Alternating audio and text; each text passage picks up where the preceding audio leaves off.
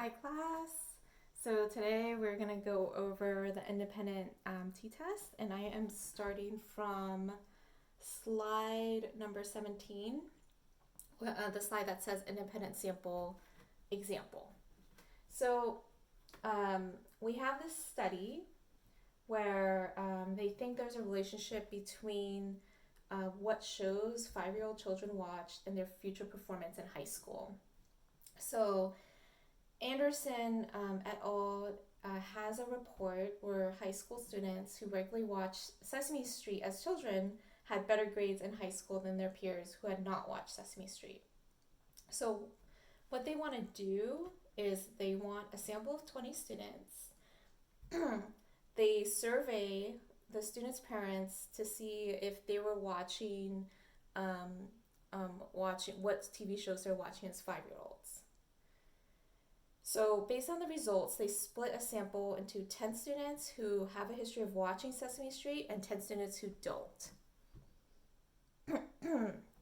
So on the board, I've written the data that's going to come out in the later slides. But let's start out. We're going to go through the 4-step hypothesis testing on this example. So for step 1, we have to state the hypothesis, right? So in the previous slides in this lecture, so we have our null hypothesis.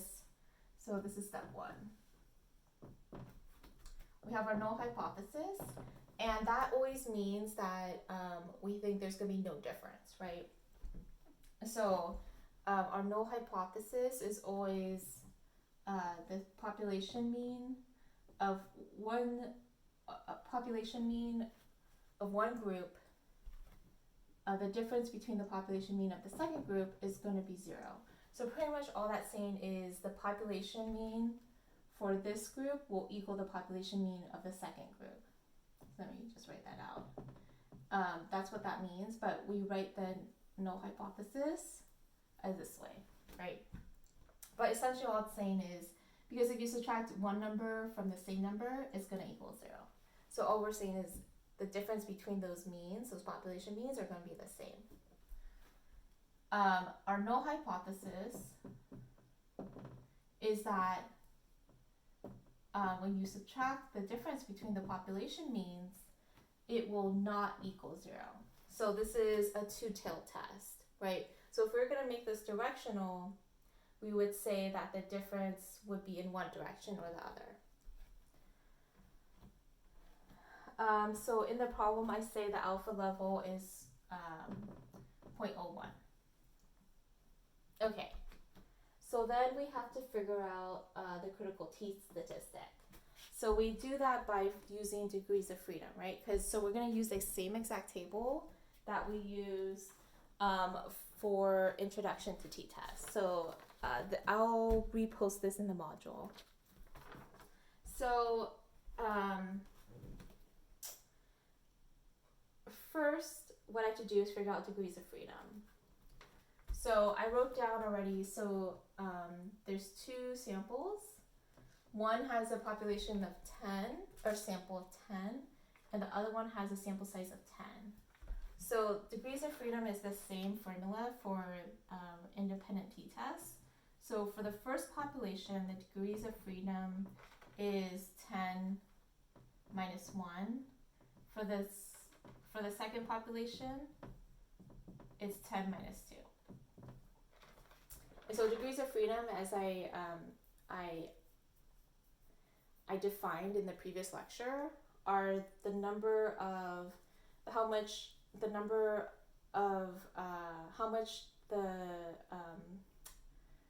statistic can vary. So it gives you sort of like how much can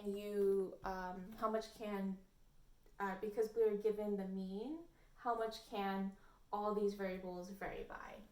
And so it's always a measure off of the sample size. Sorry, this should be 10 minus 1. So both are 9. So the degrees of freedom for the entire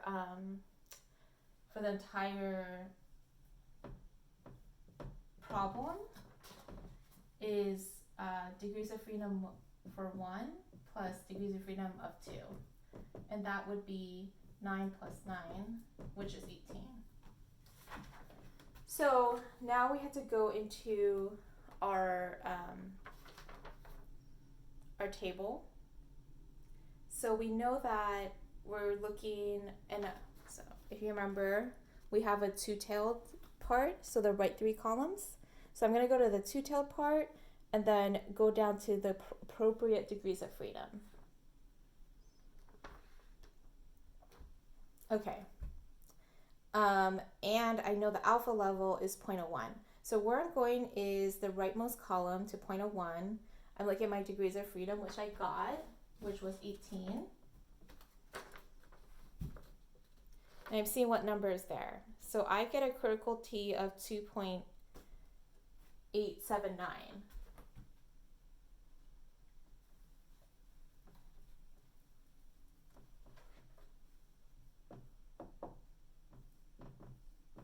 What do you, I hope you guys get the same thing. So I'm going to erase this. You guys can pause or go back. Okay.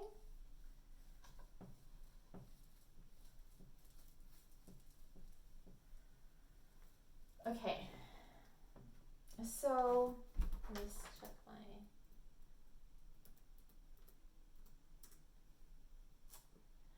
So now there's an image in the next slide, in slide number 22, that shows 2.87. Okay, I'm 1 off. For some reason my slides are always 1 off.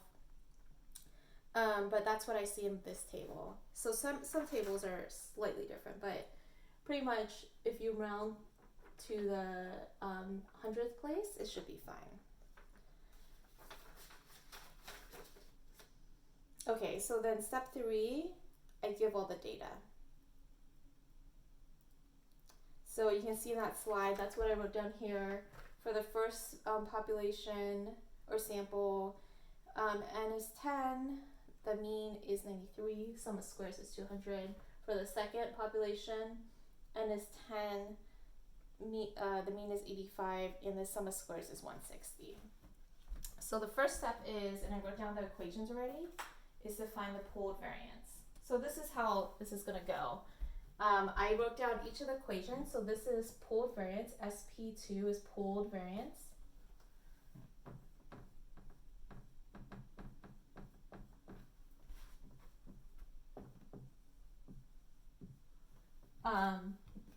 Sum of squares.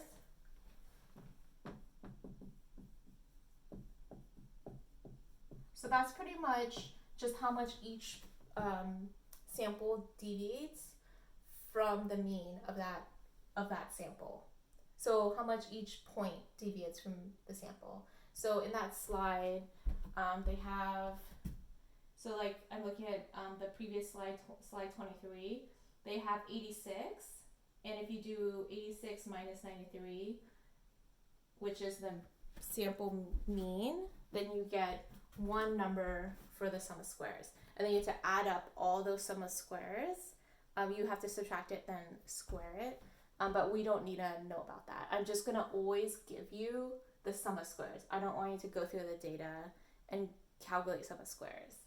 Because you sort of already showed that when we understood what deviation is, right? So you showed that you can do that with deviation. We're just interested now at calculating pooled variance and going to the t-test. Okay, so this first equation is pooled variance.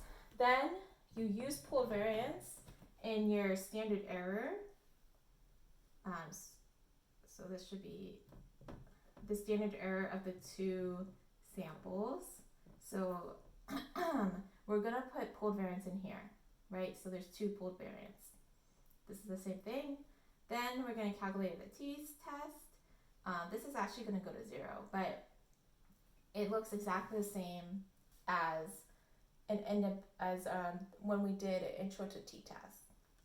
So mean 1 minus mean 2 minus the population mean difference all over the standard error.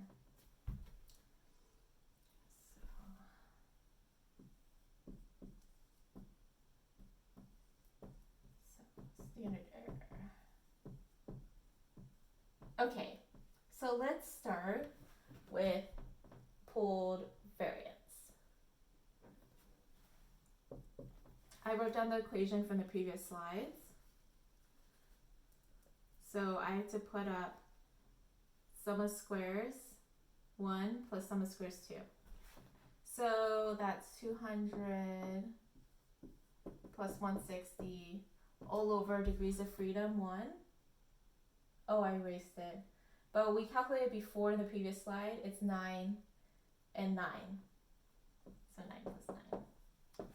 So, this is why I have a calculator. Where is my calculator? Don't have my calculator.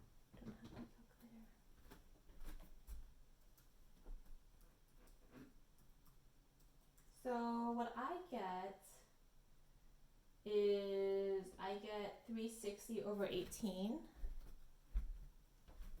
And you can see this in my slide too, and which is 20. Okay. So then we move from here, we have pooled variance, and we need to put it into the standard error.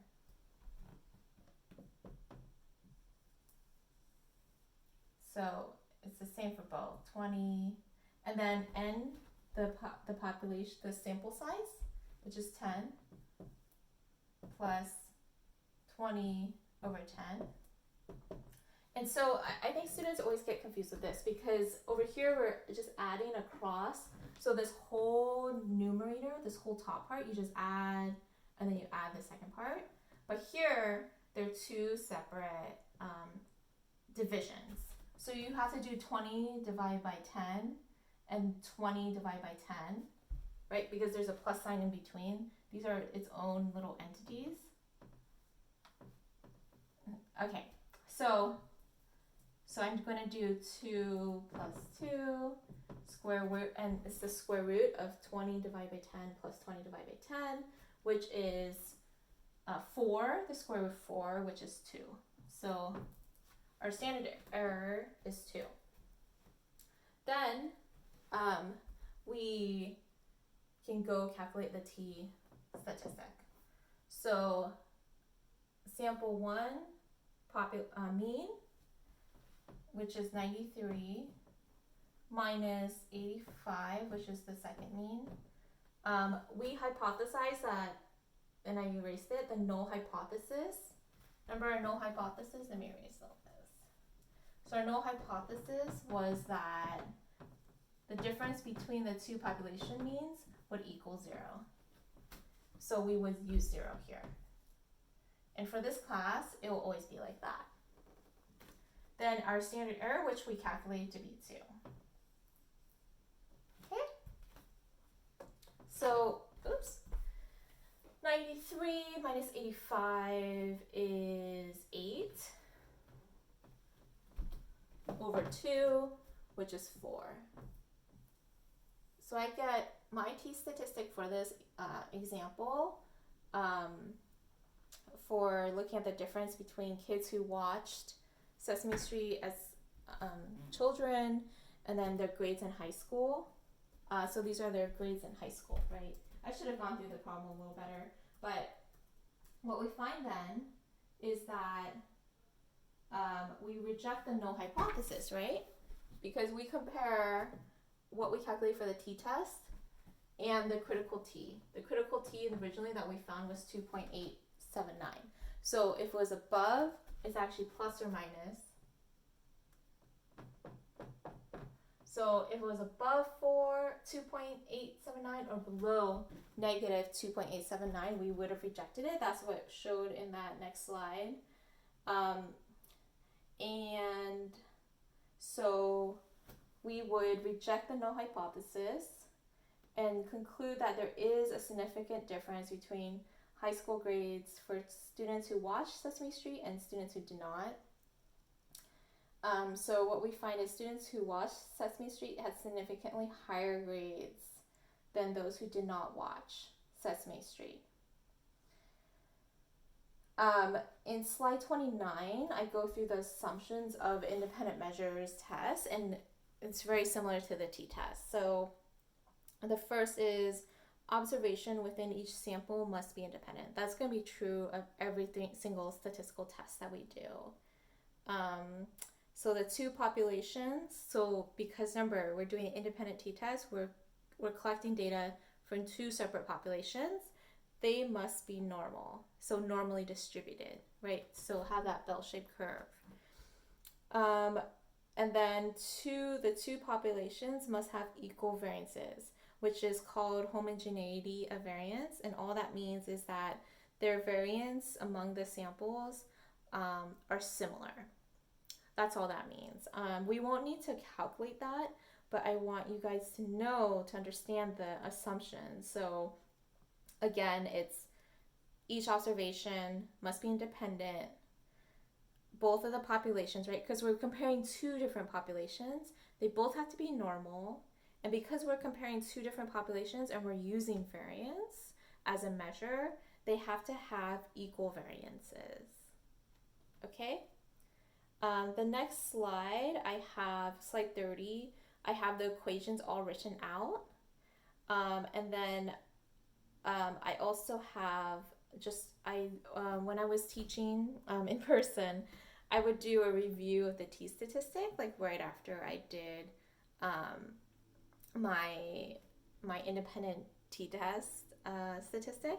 But you guys can go back to the video, right? So you can review the video to see what's the difference between the t-statistic versus the independent t-scores. Okay, and then in the rest of the lecture, I just go over